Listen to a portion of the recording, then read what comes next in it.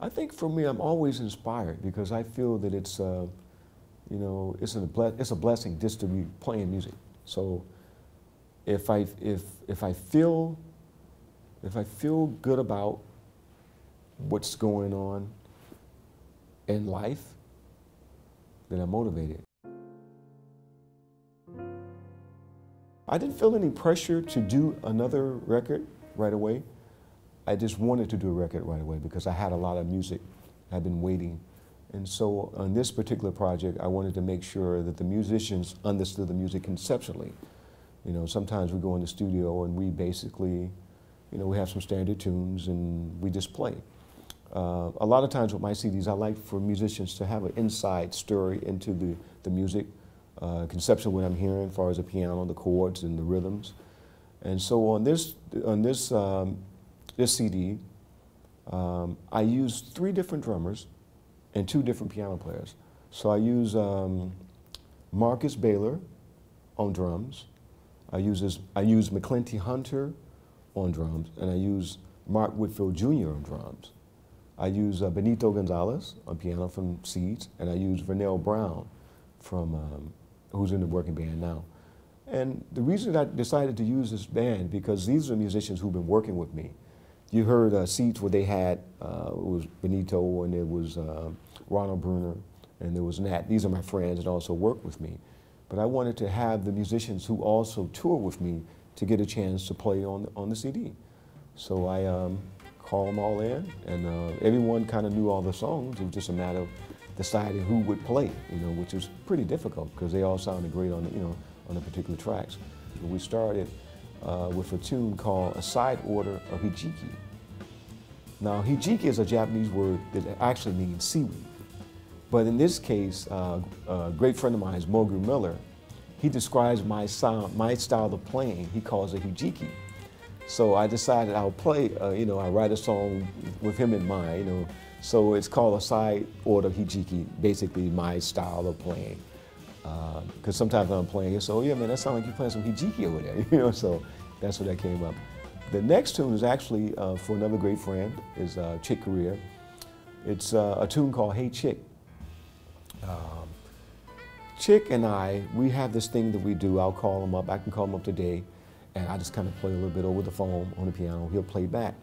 So when I call him, he'll say, hey, Kenny, and he'll play something. So I decided that that's what I would do. I'll write a song, Hey Chick, and then I'll just start playing, you know, on the saxophone. So it's kind of reminiscent of some of, you know, it's a Kenny Garrett style, but definitely has some Chick Corea influence. Then I wrote a tune for the great Chucho Valdez. We've been talking about doing some music for a long time, and we haven't been able to get it together. He's traveling a lot, but I wanted to write a song for Chucho, and so I had to back him. So I was first trying to get these guys to play on the tracks, but of course that's very difficult, you know. But I wrote a tune for Chucho, you know, my interpretation of Cuban music, and I think he'll like it. You know, I hope he'll like it because it's you know, it's a different little flavor than I've been doing on other CDs.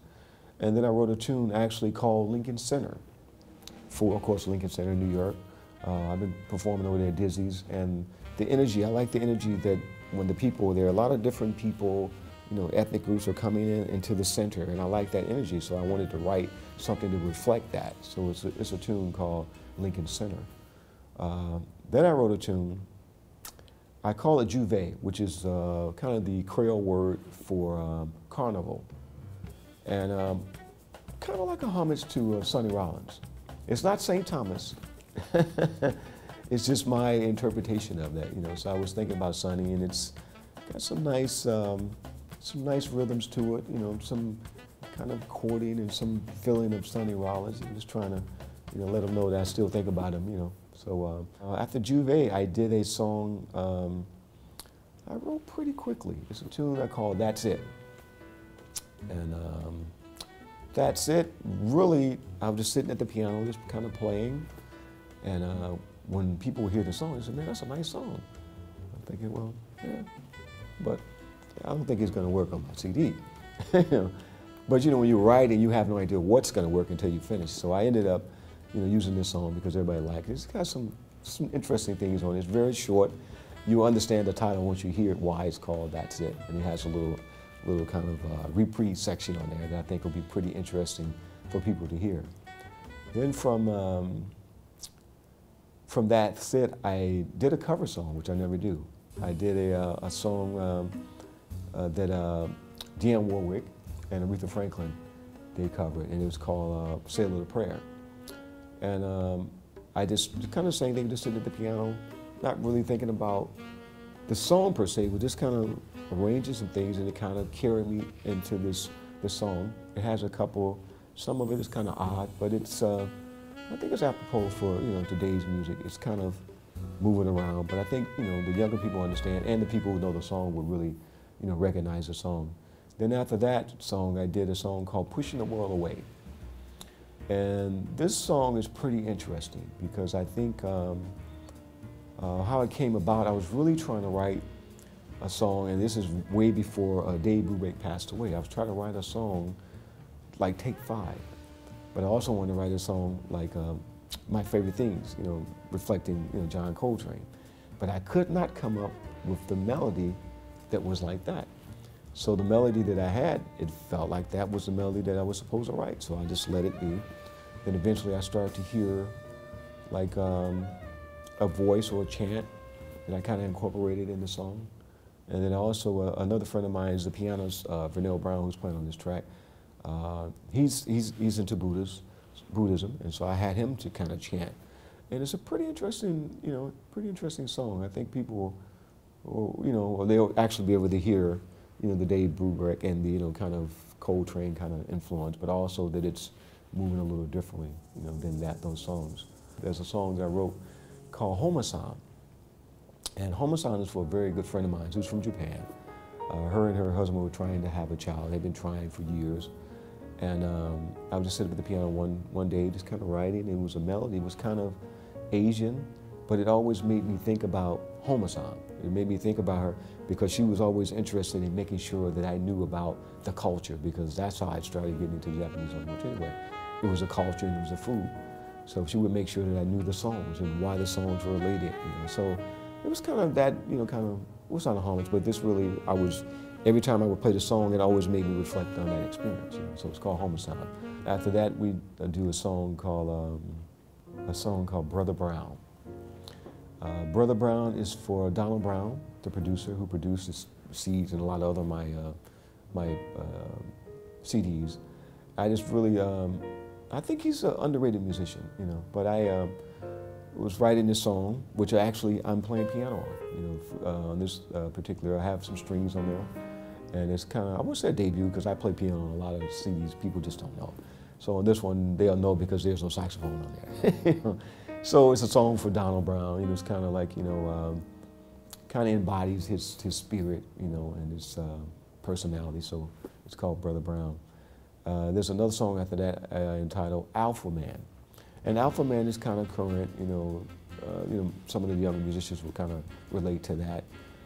Alpha Man is for Vernell Brown, the pianist. He has a concept that he calls alpha patterns. And so I actually was thinking about him when I started writing the song, and so I kind of incorporated that in it.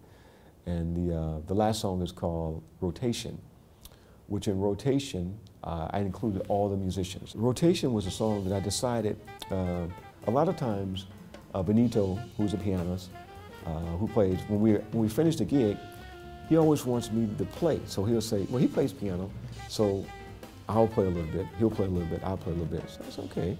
Then same thing happened with Vernell. He would want me to play a little bit, and then he'll play a little bit.